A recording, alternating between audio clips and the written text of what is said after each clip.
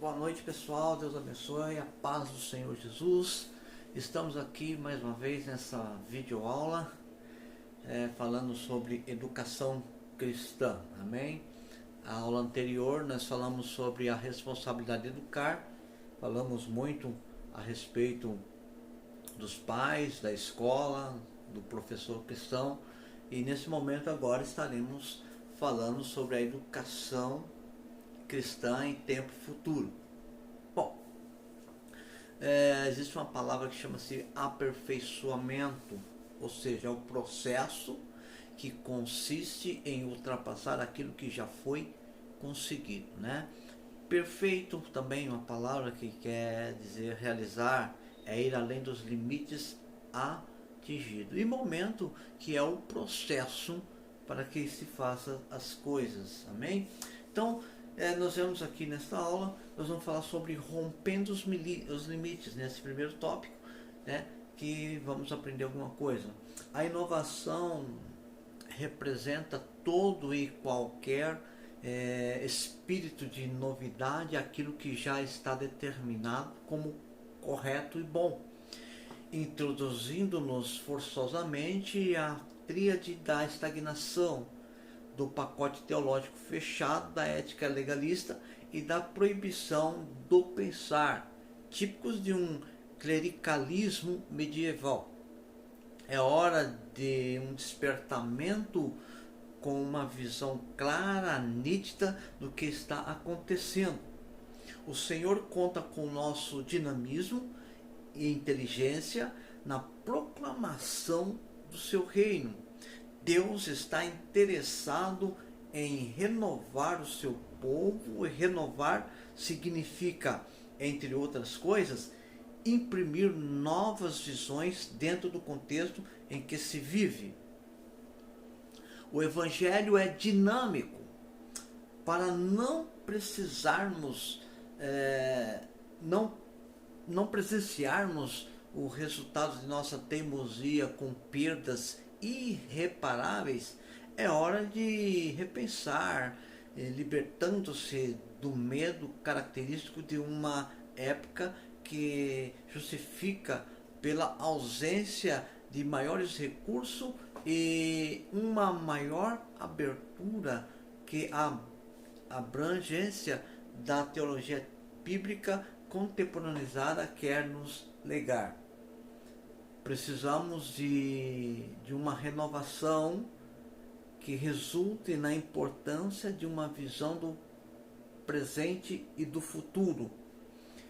Eclesiastes 7:10, você pode ler lá, vai nos dar uma visão clara a respeito disso. Precisamos mudar o quadro de cristão com almas salvas e mentes adormecidas.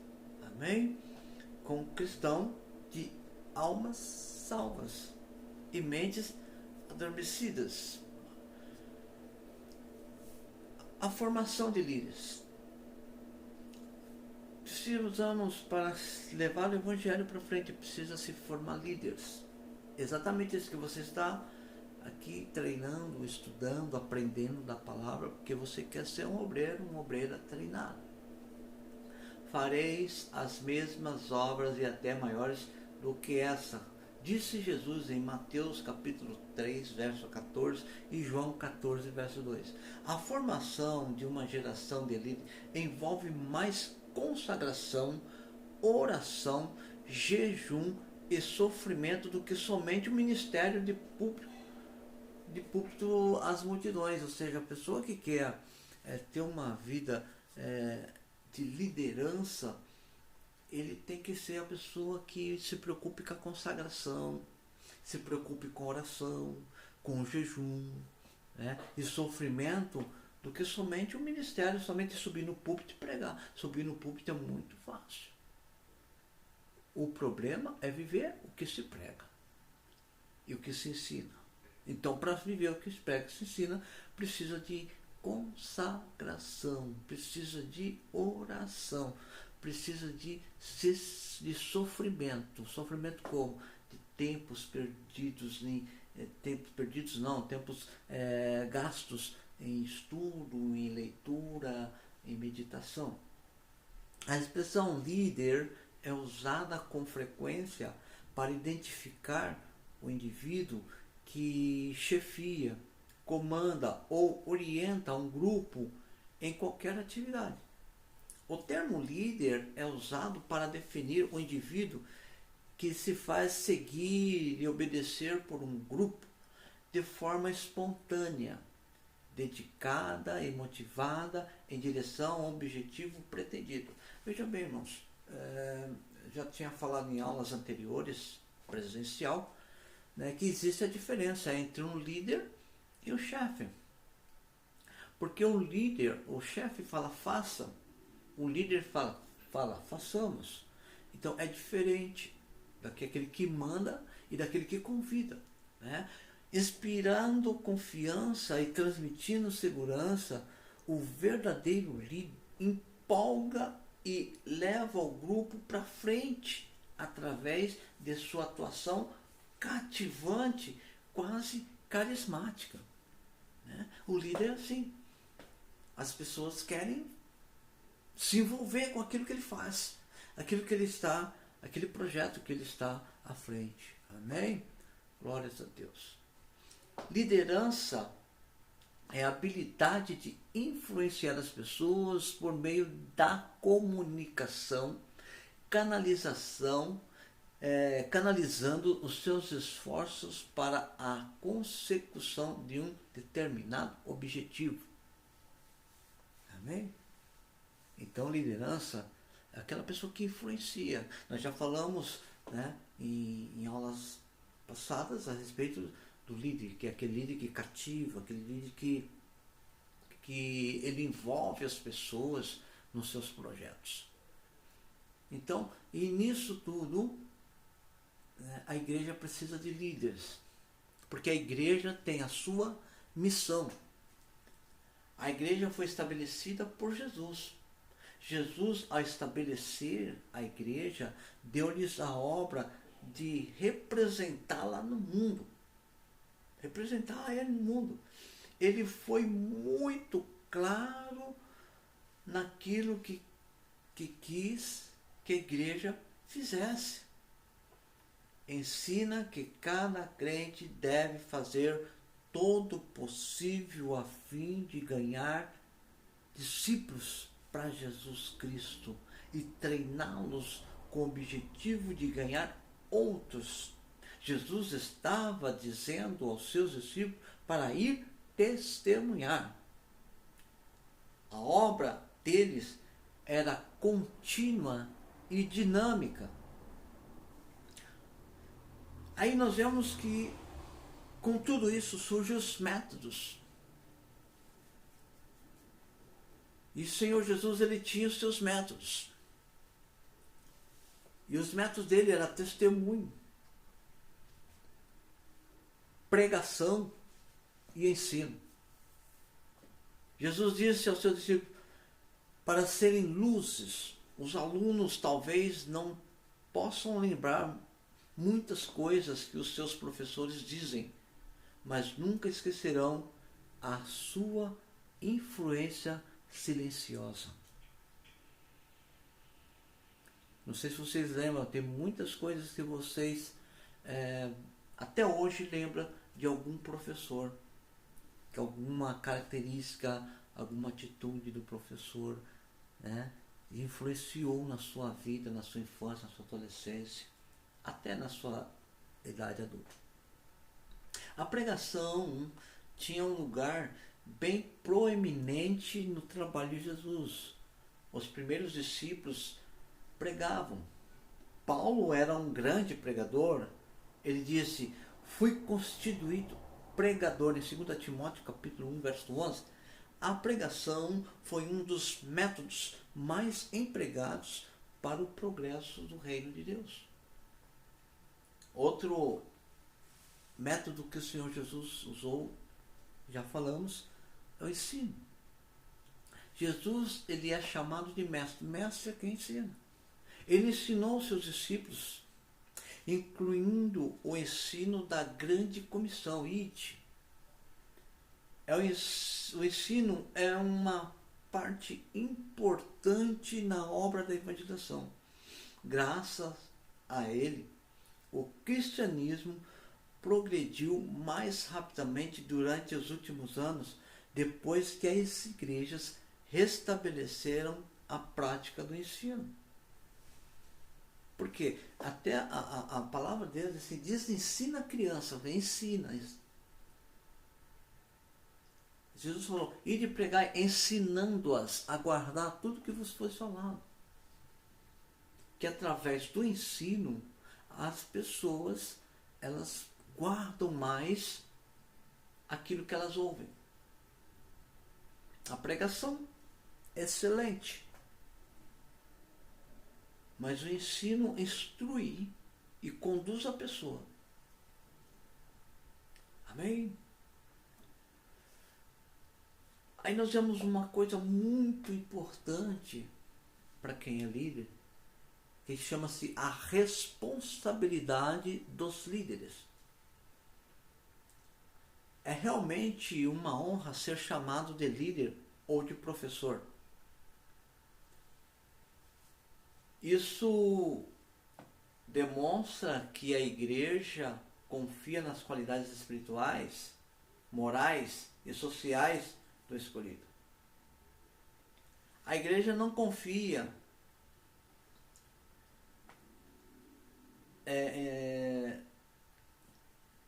posto a seus membros unicamente para honrá-los. Não.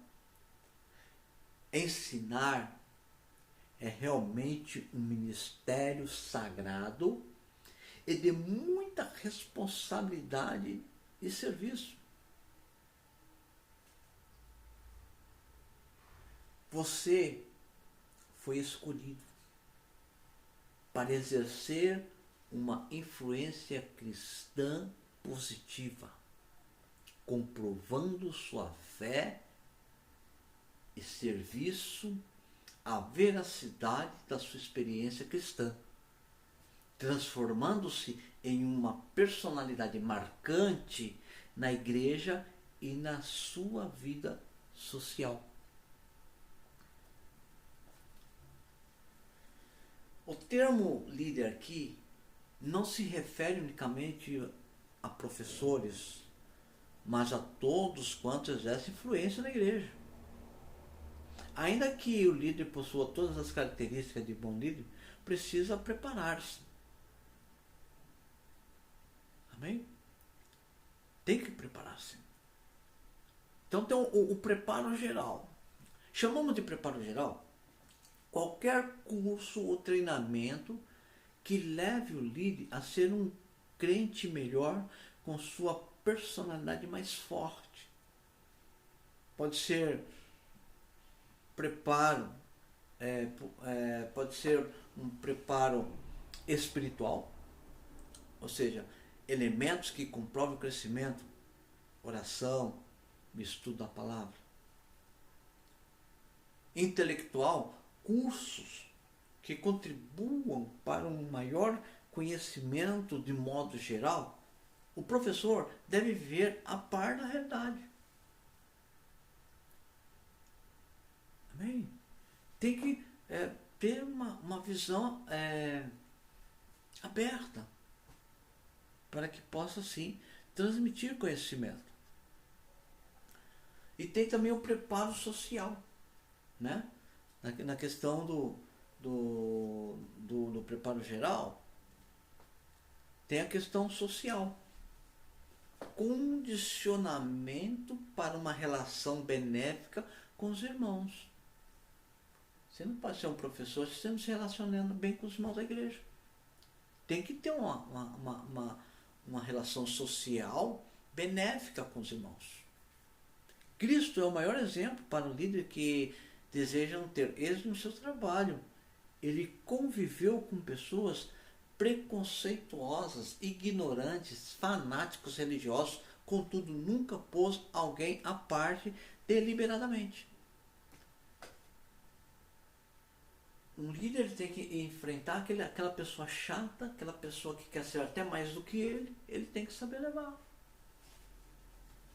Porque Porque a gente vai encontrar muitas pessoas no caminho que querem ser nossos mestres sem ser. Querem ser melhor, querem tomar o seu lugar, quer sobressair sobre a sua pessoa.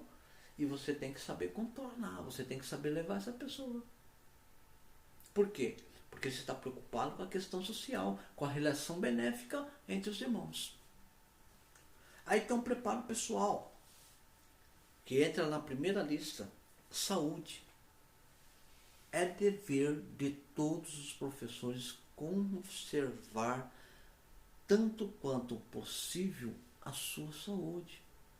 Pois ele não pode ensinar bem sentindo-se mal fisicamente. Deve-se então interessar-se pelas coisas secundárias, as quais parecem sem importância, porém com grande influência no seu ministério. Tem outro aspecto também no preparo pessoal, que é o asseio físico. Ou seja, não somente os professores, mas todos podem alcançar este ponto. Não há justificativa para se fugir da higiene pessoal, a arte de falar. Ou seja, você tem que se preocupar com a sua aparência, com a sua dicção. Amém? Outra questão de preparo pessoal, vem a clareza. As palavras bem pronunciadas, evitando confusão de sons. Muitos têm falhado em sua carreira devido à dificuldade em falar. E tem outra questão no preparo pessoal, é a flexibilidade. Elevar e abaixar o tom de voz conforme a necessidade. Amém? Aí nós vemos que tem aquelas pessoas, né, que ela começa abaixo, depois ela fala alto. Esse pregador que começa a falar tranquilo, daqui a pouco está gritando que dá vontade de sair correndo. Tem a questão da sonoridade, que é também um preparo pessoal. Voz harmoniosa, agradável, a expressão oral perfeita impõe-se e dá destaque, mesmo que o professor seja modesto e humilde, da maneira de expressiva, né, e correta, ele será bem sucedido. Já vi pessoas que ele começa a ensinar e ele termina a frase numa tonalidade muito alta. Ele começa a voz harmoniosa, agradável, expressão, oração. Ele não tem uma tonalidade agradável. Você acaba se irritando em ouvi-lo. Então, você que vai dar aula, vai sair desse curso para dar aula em escola dominical, prepare-se. Amém? Aí, nós vimos todas essas coisas e aprendemos que há os modelos de educação. O ensino não envolve apenas o trabalho do professor em sala de aula. Por detrás de todo o trabalho educacional há forças diretrizes inibidoras que direcionam não somente esse trabalho, mas também o produto final almejado. Essas forças nada mais são do que a filosofia educacional adotada na construção de um modelo que norteia a construção do projeto educacional que se pretende realizar. Nossa preocupação hoje é demonstrar os diversos modelos que podemos adotar para elaborar um projeto educacional para a igreja. Em termos mais simples, podemos dizer que existem pelo menos 7 modelos principais. Primeiro, temos o modelo humanista. É o modelo do ser. Nesse caso, a ênfase é na formação da pessoa, de seu caráter. A preocupação não será tanto com os materiais teóricos ou doutrinários. O currículo se concentrará em matérias como ética cristã e santificação, etc. Então, o modelo humanista é o mais atual na igreja, que nós pregamos muito sobre a ética cristã, né? Sobre a doutrina, sobre a santificação, e isso é o modelo humanista. Existe também o modelo situacionista. É baseado nessa tendência, trata-se de um perfil do aluno que se espera alcançar no cumprimento da carga curricular. A preocupação nesse modelo é o atendimento a necessidades e a tendências atuais do mundo, do programa, da igreja ou da denominação. Então, esse seria, por causa de uma situação, um modelo que treina a pessoa para aquele fim, para aquele objetivo. E tem o modelo pragmático. A ênfase nesse modelo é treinar os alunos na operacionalização de tarefas para o cumprimento de um programa de atividades. Neste caso, mais do que saber um conteúdo, o aluno deve aprender a fazer as coisas, ou seja, pregar, visitar, aconselhar, disciplinar, etc. Esse é o modelo do fazer. Que é aquilo que Jesus falou, e de fazer discípulo. Isso é um modelo pragmático, tá? Que está ensinando, né, um modelo do fazer. E tem o modelo academistas. É o modelo do saber. Modelo academista é o modelo do saber. O importante nesse modelo é a formação acadêmica do aluno.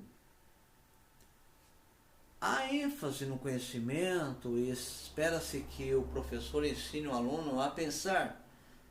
O currículo se concentra em matérias teóricas e doutrinárias. É quando você vai para a faculdade, fazer um bacharelado, um doutorado, então é esse modelo academista, né? O modelo de você saber, você adquirir mais conhecimentos, né? Para você ter um pouco mais de sabedoria naquilo que você está fazendo. Tem um modelo especialista, é o modelo do fazer bem, né? Eu acho que seriam os cursos técnicos, vamos dizer assim, que é aquilo que você aprende a executar um trabalho com muita técnica. A preocupação aqui está em treinar o aluno no ministério específico sem se deter em qualquer outro caráter de sua formação. É um modelo válido à medida que se almeja prover capacitação técnica aos alunos, a partir de uma formação genérica já existente, né? Quando você termina uma faculdade, aí vem aquele pós-graduação, né? Mestrado, doutorado, isso tudo é especialização. O médico, ele se forma, ele sai da faculdade como um clínico. Então, o que ele vai fazer? Ele quer se especializar. Tá? Quer dizer, toda aquela bagagem que ele tem não vai ser esquecida, mas vai ser aprimorado e aplicado para adquirir outros conhecimentos, outros desenvolvimentos intelectuais e ser especialista em áreas distintas. O modelo social comunitário é outro modelo, é o modelo do conviver. Aqui a preocupação não é tanto com o ensino, mas com o desenvolvimento da interação de cada aluno com o grupo a que pertence. As atividades educacionais valorizam sobremaneira a vivência em grupo. Em geral, são utilizadas técnicas de dinâmica de grupo como recursos didáticos do professor. Então, esse é o modelo comunitário, o modelo de junção, de conviver um com o outro. Então, é muita dinâmica, muito movimento, né? Muitos professores trabalham esse modelo social comunitário. E tem o modelo afetivo, é o modelo do sentir. O importante nesse modelo é a formação afetiva e emocional do aluno. A preocupação é com os seus sentimentos e com a adaptação do contexto à realidade afetiva do aluno. Amém? Então, como podemos observar, cada modelo converge para uma ênfase educacional e, tomando separadamente cada modelo, valoriza apenas um aspecto do indivíduo. Então, cada modelo valoriza apenas um aspecto do indivíduo. O ideal é termos uma proposta educacional cristã integral que busque a formação de vidas maduras do ponto de vista espiritual e intelectual. Porque Jesus falou assim: crescei no conhecimento e na graça. É isso que diz a palavra. A proposta é criar um envoltório em cada ênfase e integrá-la, almejando a formação do aluno. O saber é importante, o conviver, Salmo 133, com bom e com suave é que os irmãos vivem em união. O fazer, né? Aí a palavra nos ensina que nós devemos fazer tudo para agradar a Deus. O ser, que a palavra nos ensina, ser santo, ser honesto. E o sentir, nós temos o coração aberto, sermos sensíveis, né, ao sofrimento alheio e sensível à voz de Deus. Para isso, teremos de rever todo o projeto educacional da igreja. Seja o estabelecimento dos objetivos educacionais, seja o planejamento da grade curricular, do conteúdo pragmático, do conteúdo das aulas, enfim. A didática adotada pelo professor, a visão do aluno, etc. Neste modelo integral, a educação visa o homem todo e todo homem. Nota-se que, para atingir profundos e permanentes objetivos com a educação cristã na igreja, será preciso rever todo o processo educacional que temos desenvolvido e estamos dispostos a assumir o custo, seja financeiro, operacional, material, em mão de obra ou temporal, ou tempo. Qualquer falha na escolha do modelo a ser adotado representará graves distúrbios em todo o processo de trabalho educacional. Amém? Então nós já vimos aí os modelos, os 7 modelos, e aprendemos algumas coisas importantes. Você leia aí na sua apostila e revisa. Amém? Agora nós vamos para os modelos de escola. Nós vemos modelos de educação, agora os modelos de escola.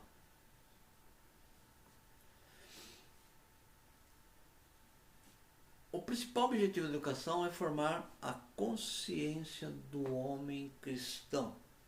A pedagogia cristã procura formar a consciência do homem cidadão na terra e do céu. Formar a consciência é dar forma segundo o modelo. Segue-se abaixo os modelos de escolas brasileiras, a comparação com a pedagogia cristã e a educação cristã. Amém? Logo mais a gente volta para falar sobre os modelos da escola.